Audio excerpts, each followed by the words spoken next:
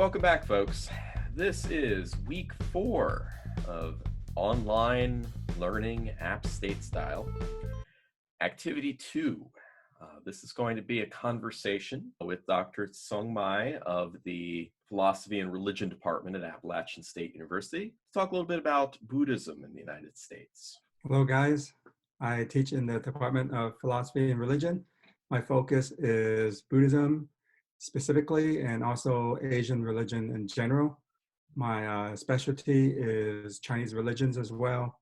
And I'm specifically interested in a whole variety of things, but especially comparative religion and also the study of afterlife practices and beliefs among all the different religions. So I invited Dr. Mai to come speak with us vicariously, remotely, a little bit about Buddhism in the United States. This is during the time frame of our semester where we are tackling topics in an American religion. And certainly Buddhism and the presence of that practice in the United States is a significant component of contemporary religion in America. So, Dr. Mai, in a nutshell, could you tell us what is Buddhism? That's a great question. No, I cannot. Oh, But I'll no. try.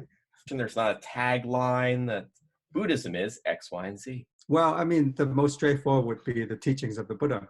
Okay. But that's not what Buddhism is, because if that's all it is, then you would find it in a book, the teachings of the Buddha. But if you're looking for it as a living tradition, you'll find it spread out throughout Asia in different cultures, from China, Japan, Korea, all the way down to Southeast Asia.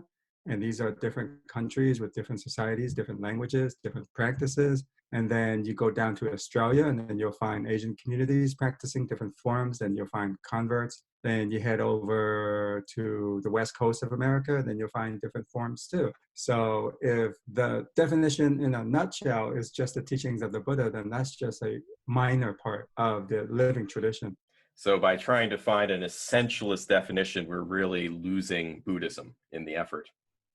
I think so. And I think that applies to most religious traditions that are living traditions within specific communities. Nevertheless, you could come to some generalization. So I'm not one of those people who say you cannot generalize at all, because then you just can't pair religions then. So if Buddhism is, whatever it may be, is wrapped together as a living tradition in cultures around the world, is there a distinctive American Buddhism? Notice I'm still trying to push that essentialized narrative, but is there an American Buddhism then?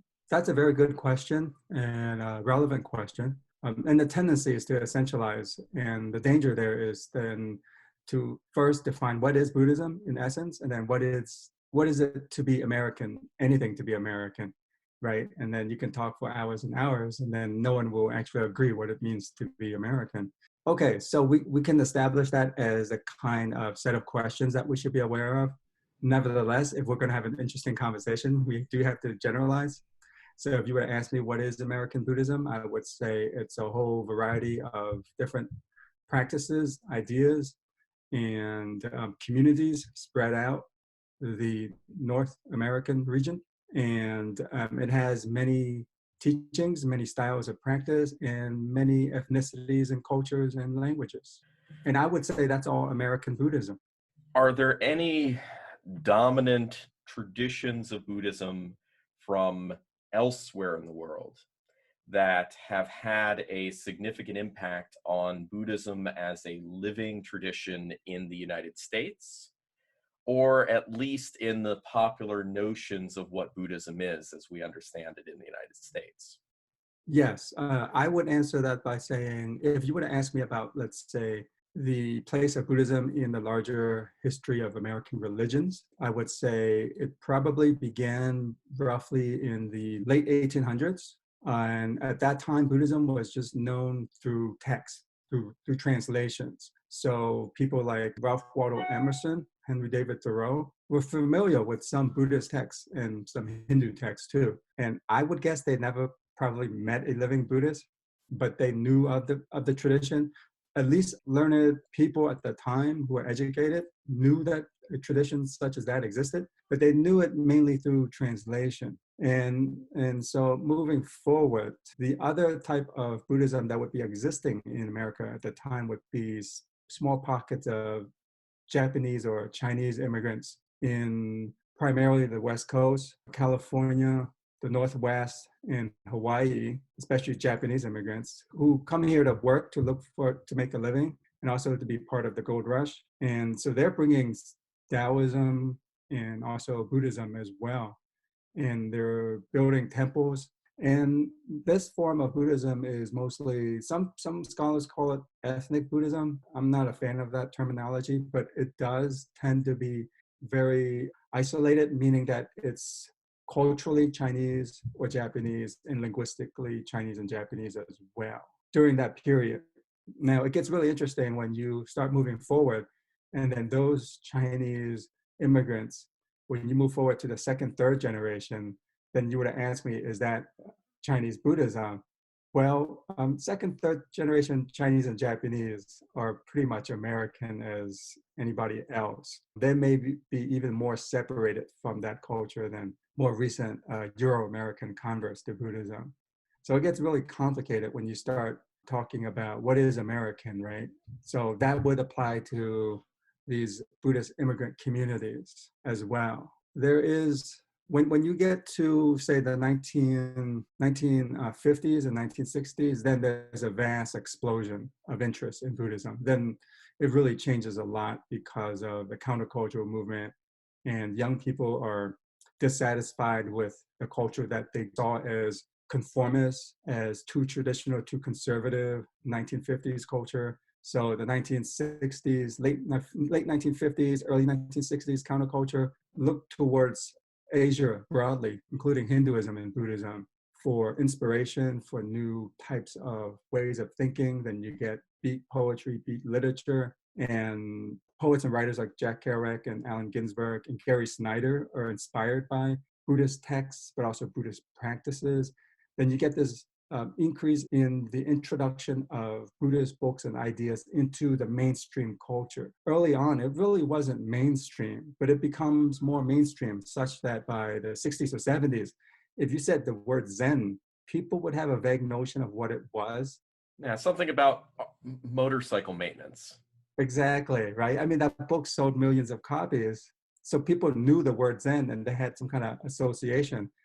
And it becomes an English word. You can find it in the English dictionary. So it enters the mainstream. And then with this, you get the development of a whole variety of, I would say, encounters or engagement with different aspects of the living tradition. We go from a period in the 19th century where Buddhism is you wanted to avoid the term, but I'll just repeat it, kind of an ethnic religion among immigrant Chinese and Japanese, mostly laborers on the West Coast, to a kind of a lull after that. Some fluorescence of Buddhism among writers and authors, intellectuals, obviously a presence of Buddhism at the 1893 Columbian Exposition World's Fair in Chicago and the Parliament of Religions. And then another lull until maybe the 1940s, 1950s, when a number of authors start to embrace Buddhist writings, Buddhist philosophies, and then the 1960s looking away from establishment traditions and looks towards the East, towards Buddhism, towards Hinduism, little tiny bits of Confucianism or Taoism thrown in. Yeah. And then we end up with this situation we have today with Buddhism being at least among Americans, kind of a recognized, oh yeah, I know Buddhism, I know Buddha, I know what Zen means to some degree. I may not know a Buddhist personally, but it's on the landscape. It's not as hidden as other religious traditions from the popular American imagination. Has immigration continued to contribute to the canvas of Buddhist practice in the United States, or are we all building on those 19th century Chinese, Japanese immigrant traditions? Well, during the 70s, after the Vietnam era, mid 70s to late 80s, you have a great influx of Southeast Asians, Vietnamese, such as my family. And they were bringing in Vietnamese Buddhism. So you'll find now Vietnamese temples, 2 or 3 in Charlotte. for example, several in Virginia, so sprinkled throughout Vietnamese immigrant communities. You get more Cambodian temples as well. So a more Southeast Asian community begins to develop and bringing Southeast Asian Buddhism as well. And to add on to the initial interest in Japanese Zen. And another factor in the introduction of Japanese Zen is, of course, American GIs in Japan. Some of them become converts, begin practicing Zen. They bring Zen back, practice, and open up meditation centers and temples in the West Coast, in New York, the New York area, for example. So all of that is happening simultaneously. So there's interest coming from the West, pulling in ideas, but also it's kind of like missionaries also coming in from Japan during the 60s and 70s. After the from mid 1990s until now, there's a third wave of Tibetan Buddhist practitioners and more interest in Tibetan Buddhism. And that is greatly related to the stature of the Dalai Lama. After he received the Nobel Peace Prize in 1989, he really became more mainstream. People wanted to know who he was. He seemed like an important figure. And then interest in Tibetan Buddhism really increased at that time. And it's still very, very popular among convert communities. Okay, so we end up with, on the world stage, I mean, we have these large branches of Buddhist tradition, Theravada, Mahayana, Zen, Tibetan Buddhism, all filtering in through different cultural avenues to the United States. For those Americans that were not born to a Buddhist family who opted to convert, is there anything particularly distinctive about those practices that emerge in the American context that has anyone from Jack Kerouac to Richard Gere? He, by the way, if you're Gen Z, he used to be he was an actor. Embracing Buddhist practices, is there anything that we can see among those converts? Anything that stands out as notable or distinctive? They say, scholars who study this, like Buddhism in the West or Buddhism in America, in the 1990s pointed out that from the 60s to the 90s, most converts were upper to upper middle class, white, educated, who became interested in Buddhism initially in college, were introduced to Buddhism in books, and then went to search for meditation centers or temples. And they were mostly interested in personal, private cultivation and meditation. Okay, so that's where maybe I've heard the phrase nightstand Buddhist before. Yeah, so that's I think that's Thomas Tweed, if I recall correctly. And so he wanted to expand that category actually and say, where there are these other Buddhists who do none of that. All they basically do is just read about Buddhism, and he said we should take them into account as well. And yeah, sure, why not? But then what are they doing? I don't know if they're nightstand Buddhists. They may be nightstand readers, because they're not just reading Buddhist books. They're reading the Bhagavad Gita and books on Sufism. So Thomas Fried may have a point, but I think another important question is, among those type of so-called nightstand Buddhists, are they exclusively reading Buddhist books? My hunch is probably not. Are they just nightstand spiritual questers or something like that, right? Yeah, my brain goes back to the sociologist Robert Bellah, who was working on the Habits of the Heart project back in the 1980s or so, and stumbled across a woman who talked about her faith as her faith, and he labeled it Sheilaism, and it was a bit of this, a bit of that, a little bit of this faith, a little bit of the Bhagavad Gita, a little bit of Rumi, and that degree to which our kind of individualist take on religion can be syncretic and pull in different faith traditions. And so I guess as I'm hearing you say, trying to figure out this minimal practice level of, I'm pulled off the works of the Buddha, I pulled off the particular canon text of Mahayana Buddhism, and I'm thumbing through it at night at the same time that I have my crystals and I'm worried about my energy flow and my chakras and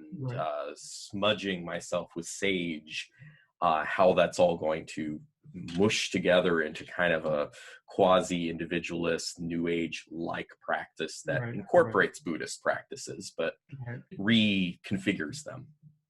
right. Yeah. So now I think a lot of my students who, if they're from North Carolina, when hearing about that idea of Americans quasi-converting, somewhat converting, taking halting Mhm. steps towards the eightfold path, might start thinking, if they've been to Asheville, that a lot of Asheville's tourist culture in the downtown seems Yeah. that way. Buddhist statues, Tibetan prayer flags, just the consumerization of Buddhist material culture.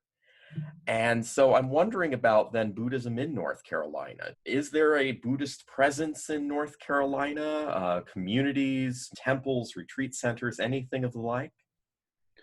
I don't know specifically about Western North Carolina. I do know there's a friend of mine is actually a leader of a Tibetan associated group in Asheville, and his center is called Urban Dharma of the Tibetan tradition. But there are Laotian Buddhist temples down the mountain.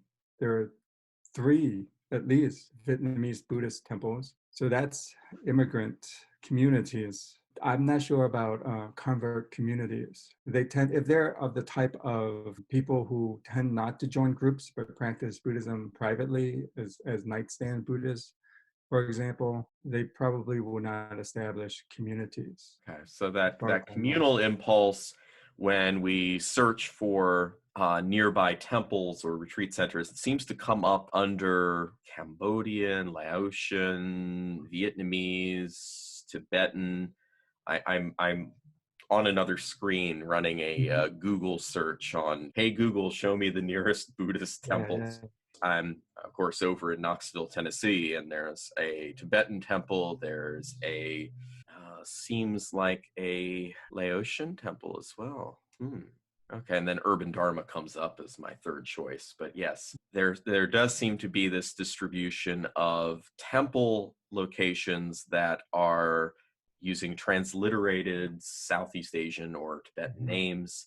And then things like the Great Smoky Mountains Peace Pagoda in Newport, Tennessee, Mm. retreat center, closed currently. So there does seem to be that division of North Carolina's broader religious retreat industry, and some appeal, at least, to practitioners, however we define them, Yeah. of Buddhist practice. The earlier generation that was like from the 60s and 70s that were more attracted to Zen were more prone to establishing so-called meditation centers. Yes, And the they, Asheville Shambhala Meditation Center, yeah, making enlightened society possible, is their where tag. they tried to minimize the Buddhist identity of, and partially along with the Zen ethos of simplicity, but also I think to make it less, to assimilate it more to mainstream culture. One of the last things I wanted to ask you is that we've been talking a lot about Buddhism as an identity Hmm. and Buddhism as something you can read about.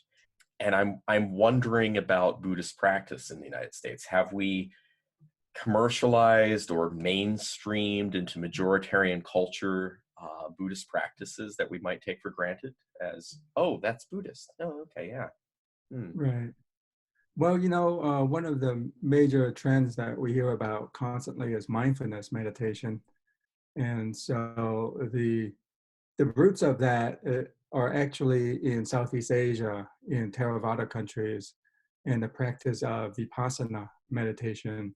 And there were several important students of Vipassana. He went to Southeast Asia, such as Thailand and Burma, to study Vipassana meditation, and which is insight meditation.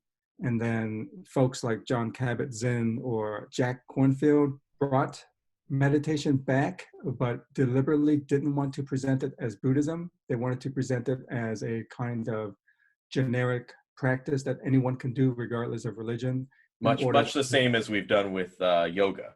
right, for mental health, for stress reduction, right? And so that has entered mainstream culture, I think, and more people are interested in it. And another factor in the mainstreaming of mindfulness is really cognitive neuroscience, interest in that, and then giving it, I think, scientific legitimacy. because when you give it scientific legitimacy, then you're saying it's not just a cultural thing or an Asian thing or a Buddhist thing. It's something that you can, as they say, you can reduce your stress or improve your life, improve your psychological well-being. And if you put it that way, who wouldn't want it, right? And so that's one of the ways that I think Buddhism mindfulness is becoming commodified, because you learn about that through attending lectures or online teaching or reading books. So there's a whole self-help industry behind it that's mediating this interest in mindfulness meditation as well. But I think that that's just the way this system works. If anything is going to become mainstream, it has to go through the consumer culture. If it's not endorsed by Oprah, it's just still foreign. Exactly, I think so. All right. So if I could ask one last question. Sure. We mentioned earlier about some of the early immigrant roots of Buddhism in the 19th century. And I tried to kind of color over about 200 years of Buddhist history in the United States by describing peaks and lulls, peaks Hmm. of public interest in Buddhism. When I sent you an email last week about this conversation, I had mentioned about the height of interest in the 60s and counterculture, and also, again, this other height of interest that seemed to come out in the 90s, obviously after the Dalai Lama won the Nobel Peace Prize, and the cause of free Tibet was taken up by Hollywood stars down to random people in Asheville buying Tibetan prayer flags and hanging them in their college dorm rooms. Do you think right now Buddhism, in terms of its popularity or its presence in the American popular imagination, are we in a peak? Are we in a lull? Or where do you see Buddhism in that regard? That's an interesting question. I don't really have an answer. I cannot tell, because as we've said, there are different forms of Buddhist culture and practices in mainstream culture, right? And then there is actual communities of convert Buddhists and then immigrant Buddhists, and they have their own kind of life cycles as well. They don't really peak and lull in the same way that mainstream trends do. So they could be continuing, which they are, and they would be under the radar if we were just looking for major trends in, let's say, popular culture in movies or in the publication of books. Then we would be completely missing out on that. So I would say if we break that question down to the different phenomena of Buddhism in America, then I think we would see something very complex and hard to gauge in general as a peak or a lull. I mean, I could tell you, for example, that Japanese Buddhist temples are some of the oldest Buddhist institutions in America. But one of their problems is that the second, third, fourth, fifth generation Japanese Americans just are not interested in Buddhism at all. And so these temples are trying to reach out to the broader community and realizing that this can't just be a Japanese cultural thing. If their temples are going to exist, they have to draw in non-Japanese converts. So their way of dealing with that is going to be different from how a convert community in Chicago is going to deal with the fact that their numbers of people coming to meditate Zen style is going down. Because one of the factors that they're dealing with is Zen practitioners tend not to be very ideological. That's why they take up Zen to begin with. So they have a great difficulty on passing on their Zen to their children. They don't want to. They think it should be voluntary. They don't want to indoctrinate their children. In which case, it's very hard to pass on the Zen tradition in America from generation to generation. Oh, so as we see the swelling rise of Zen practitioners that came with the baby boomer Yes. generation and the 1960s counterculture, as they age out, we don't see that normal pattern of, or I don't want to say normal, but that pattern of religious childhood socialization that brings kids up into that tradition and then says, this is the tradition, this is the way, this is the correct way, and propagates itself that way. I mean, the propagation of the Buddhist faith doesn't have that same reliance on children and second and subsequent generations to carry forward the faith the way that Baptists or Methodists or Mormons, especially Mormons, may face that Right. avenue of propagation. Yes, I think that's a exactly. good point. Thank you for your time, for being present, Zoom wise with my class, and wish you good luck for the rest of your virtual semester. Thank you for inviting me. Well, thank you for agreeing to talk to me today.